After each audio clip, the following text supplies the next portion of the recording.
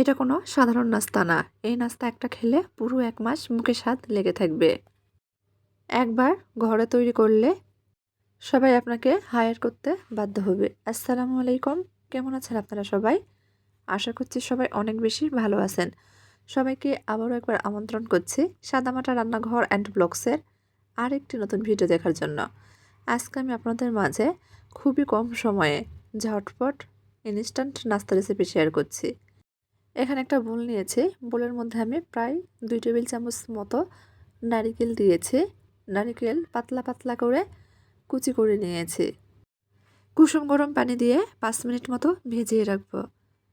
এই 5 মিনিট ভিজিয়ে রাখার ফলে নারিকেল অনেক নরম হয়ে যাবে। সাইডে রেখে দিচ্ছি। এখানে একটা বোল নিয়েছি। বোলের মধ্যে আমি 4 কাপে মেপে 1.5 কাপ মতো সুজি দিয়ে দিচ্ছি। দিয়ে দিচ্ছি সমপরিমাণ চালের গুঁড়া।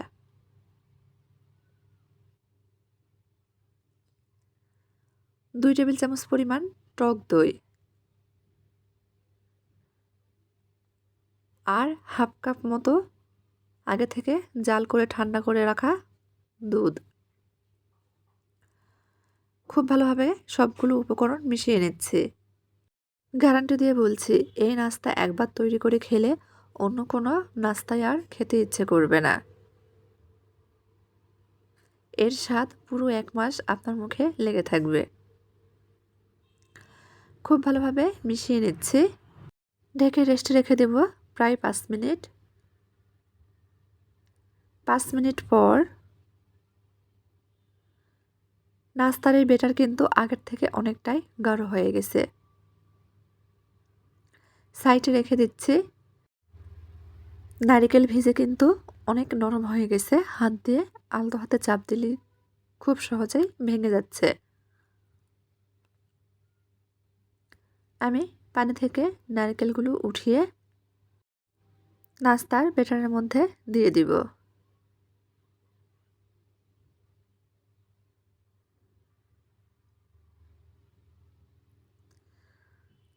একটু নেড়েচেড়ে মিশিয়ে নিচ্ছি।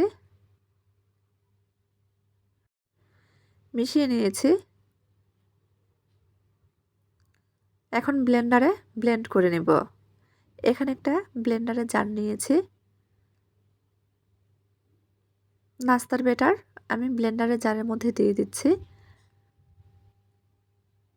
প্রায় 40 থেকে 45 সেকেন্ড মতো ব্লেন্ড করে নিব।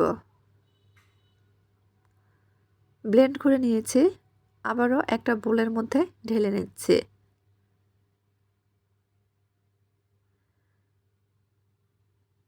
এখন এর ঘনত্বটা একটু দেখিয়ে দিচ্ছি। দেখেন এর ঘনত্ব কিন্তু খুব বেশি পাতলাও না, আবার অনেক বেশি গাঢ়ও না।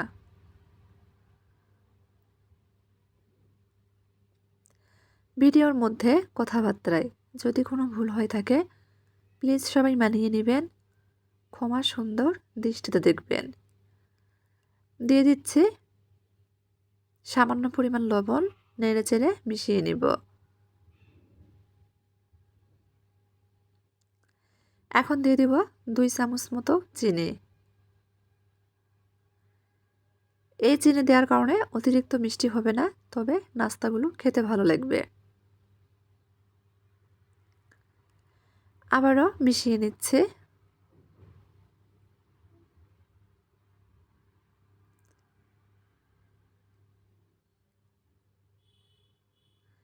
এখন দিয়ে দিব ইনো।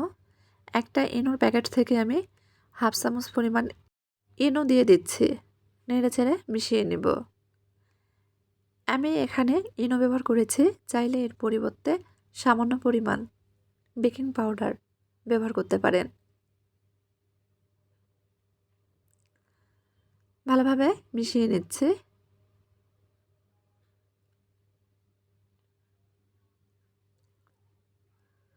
আবারও একটু এই নাস্তার ব্যাটারের ঘনত্ব দেখিয়ে দিচ্ছে। দেখেন ঠিক এইরকম ঘনত্বের ব্যাটার তৈরি করে নিতে হবে।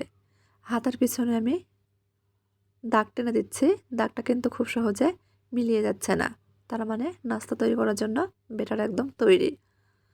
চুলার উপর কড়াই বসে দিয়েছি। দিয়ে দিয়েছি হাফ চামচ পরিমাণ তেল।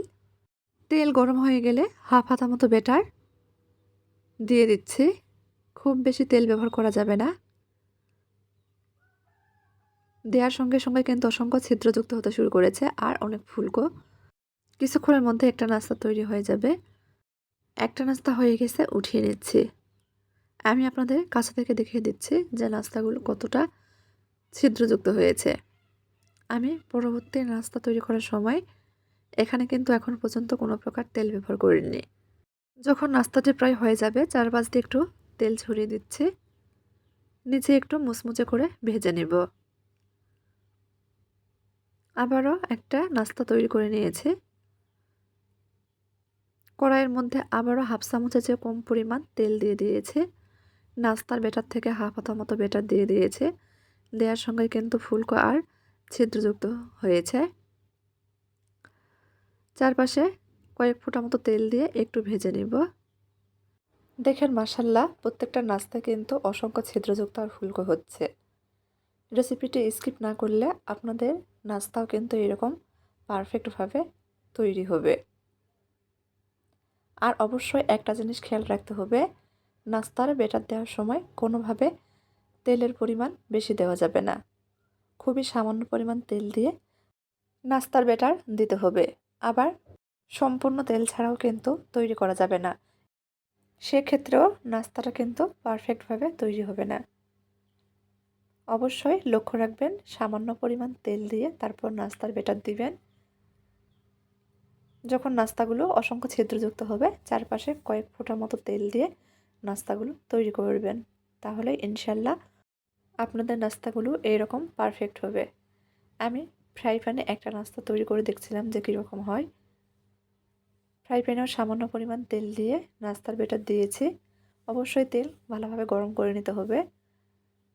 ফ্রাই প্যানের নাস্তাও কিন্তু অসংখ্য ছিদ্রযুক্তই হচ্ছে। আপনারা যে কোনো পাত্রেই এই নাস্তাগুলো তৈরি করে নিতে পারবেন।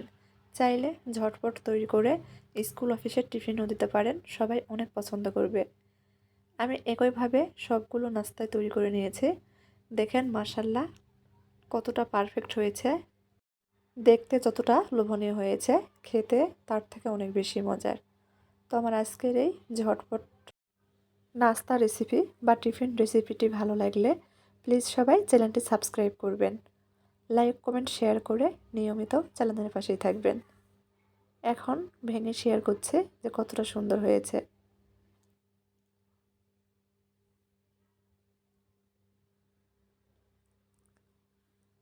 তো আজকের মতো এই পর্যন্তই। সবাই ভালো থাকবেন। আল্লাহ হাফেজ।